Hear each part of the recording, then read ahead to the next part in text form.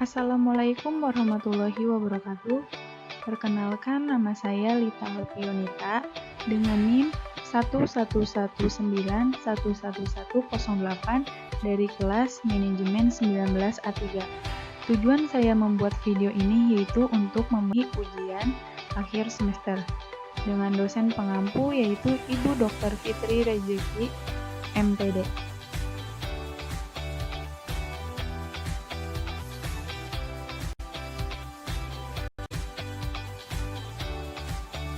Di sini saya akan menjelaskan materi mengenai rekrutmen dari mata kuliah Manajemen Sumber Daya Manusia. Sumber daya manusia di dalam sebuah perusahaan merupakan salah satu elemen penting yang harus dimiliki. Hal ini dikarenakan sebuah perusahaan yang sukses akan selalu membutuhkan sumber daya manusia yang berkualitas untuk menjalankannya. Untuk mendapatkan sumber daya yang berkualitas ini, maka perusahaan harus melakukan proses yang disebut dengan rekrutmen.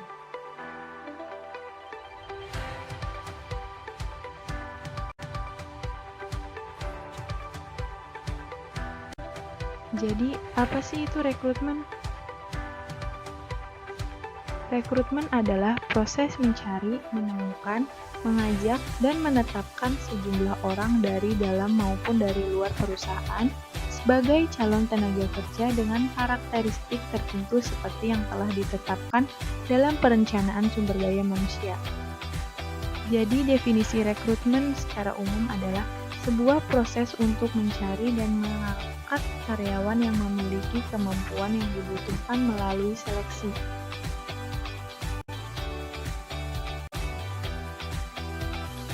Definisi rekrutmen menurut para ahli. Yang pertama, menurut Mardianto, rekrutmen adalah proses untuk mendapatkan calon karyawan yang memiliki kemampuan yang relevan dengan kualitas dan kebutuhan perusahaan atau organisasi. Yang kedua, menurut Rifai, rekrutmen adalah proses untuk memperoleh sumber daya manusia atau karyawan yang memiliki kualitas untuk menduduki jabatan atau pekerjaan di dalam perusahaan.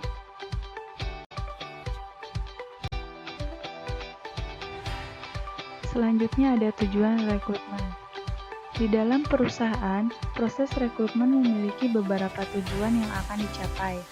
Secara garis besar, tujuan rekrutmen adalah memenuhi kebutuhan perusahaan dalam hal sumber daya manusia. Dengan adanya proses rekrutmen ini, diharapkan perusahaan dapat memenuhi harapan perusahaan untuk mendapatkan sumber daya manusia yang berkualitas yang sesuai dengan harapan.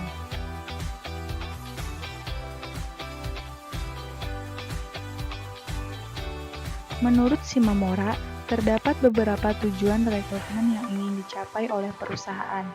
Yang pertama, untuk memikat sekumpulan besar pelamar kerja sehingga organisasi akan mempunyai kesempatan yang lebih besar untuk melakukan pemilihan terhadap calon-calon pekerja yang dianggap memenuhi standar kualifikasi organisasi. Yang kedua, tujuan pasca pengangkatan adalah penghasilan karyawan yang merupakan pelaksana yang baik dan akan tetap bersama dengan perusahaan untuk waktu yang panjang. Yang terakhir, dengan proses perekrutan ini, maka diharapkan memiliki efek luberan atau spillover effect, yaitu citra perusahaan akan meningkat sehingga pelamar yang gagal dapat memiliki kesan positif terhadap perusahaan. Berdasarkan dari poin-poin di atas, maka dapat disimpulkan bahwa tujuan rekrutmen secara umum adalah mendapatkan karyawan yang dapat memenuhi jabatan atau posisi yang dibutuhkan oleh perusahaan.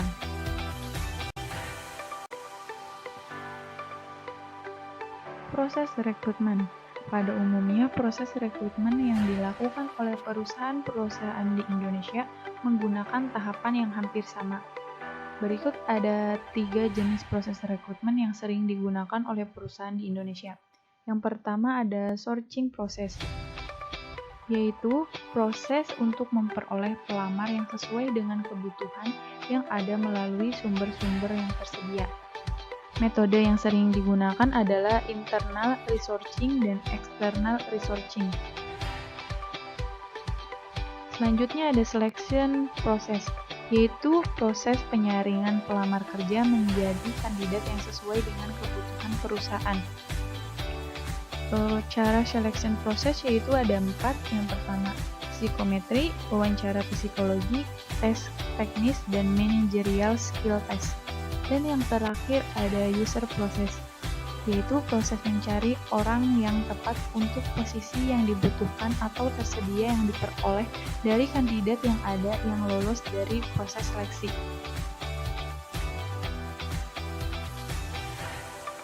Pada umumnya, tahap user process yang dilakukan yaitu wawancara oleh direct user dan indirect user, medical check-up, menandatangani kontak dan administrasi, dan orientasi karyawan baru.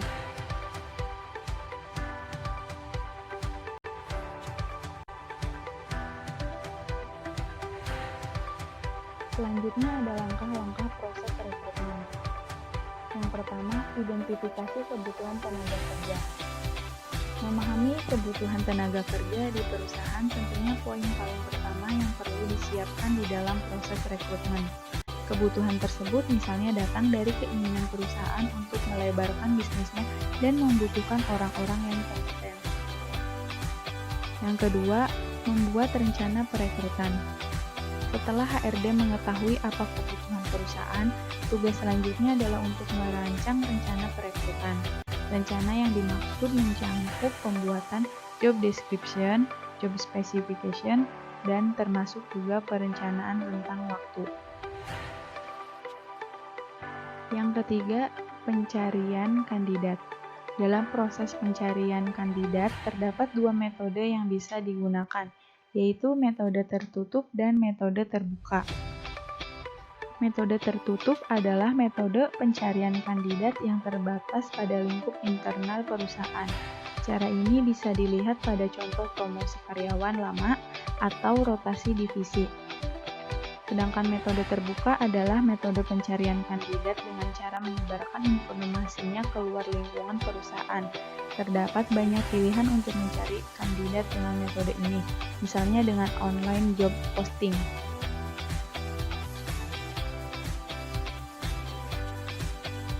Selanjutnya ada penyaringan kandidat. Setelah mendapatkan CV dari para kandidat, tentunya HRD harus melakukan penyaringan siapa yang perlu diambil untuk menuju proses berikutnya, yaitu interview dengan pihak berkepentingan di perusahaan. Hal yang diperhatikan dalam penyaringan kandidat tentu saja kecocokan spesifikasi yang dibutuhkan oleh perusahaan dengan yang ada di dalam diri karyawan. Yang kelima ada interview. Interview atau wawancara kerja adalah proses yang paling mudah dikaitkan jika mendengar kata rekrutmen. Pada proses ini, perekrut dan kandidat bertemu dan berbincang secara langsung dengan tujuan perekrut mendapatkan informasi lebih dalam dari kandidat-kandidat tersebut.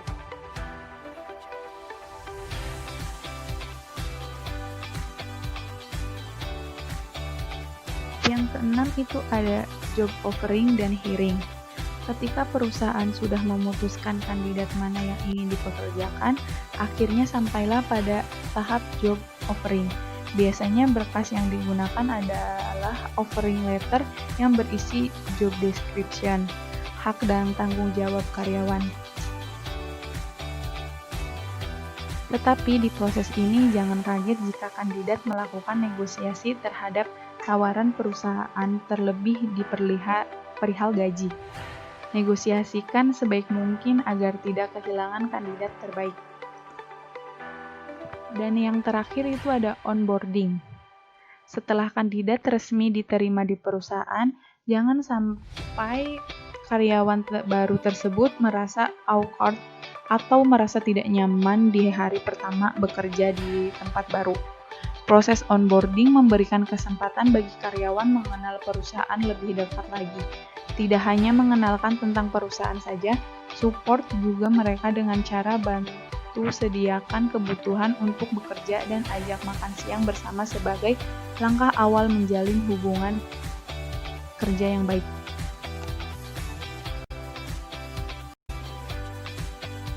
Jenis-jenis rekrutmen. Jenis-jenis rekrutmen itu ada 2, yaitu internal dan eksternal. Jenis rekrutmen internal ini dilakukan secara internal atau hanya dalam lingkup organisasi saja. Sumber rekrutmen internal biasanya sudah dipersiapkan untuk suatu organisasi. Sumber-sumber internal itu adalah yang pertama transfer, promosi, dan re-employing. Sedangkan jenis rekrutmen eksternal adalah proses rekrutmen yang menjaring tenaga kerja dari luar organisasi. Dapat juga dimengerti sebagai tindakan organisasi untuk memperoleh tenaga kerja dari masyarakat luas. Sumber-sumber tenaga kerja dari rekrutmen eksternal ini yaitu perekrutan skala lingkungan, iklan, pertukaran tenaga kerja, agen tenaga kerja, lembaga pendidikan, rekomendasi, dan yang terakhir kontraktor tenaga kerja. Selanjutnya itu kendala rekrutmen. Di dalam proses rekrutmen ini, perusahaan tentunya akan menghadapi berbagai kendala, baik yang bersumber dari dalam perusahaan, pelaksanaan rekrutmen, ataupun lingkungan eksternal. Berikut ada beberapa kendala di dalam rekrutmen. Yang pertama itu kebijaksanaan perusahaan. Berbagai kebijaksanaan perusahaan merupakan gambaran dari berhasil atau tidaknya proses rekrutmen calon karyawan. Yang kedua ada persyaratan jabatan. Dengan semakin banyaknya syarat yang diajukan oleh perusahaan, maka jumlah pelamar yang akan mendaftar akan semakin sedikit. Yang ketiga, metode pelaksanaan rekrutmen.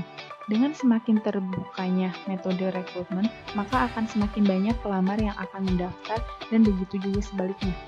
Yang keempat, ada kondisi pasar tenaga kerja.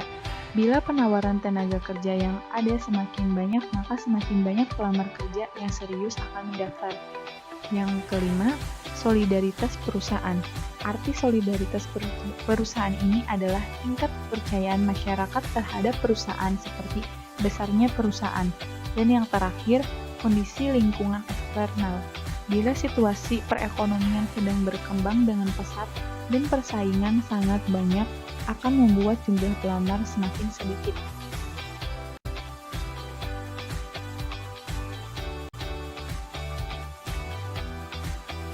Cukup sekian penjelasan materi mengenai rekrutmen dari saya.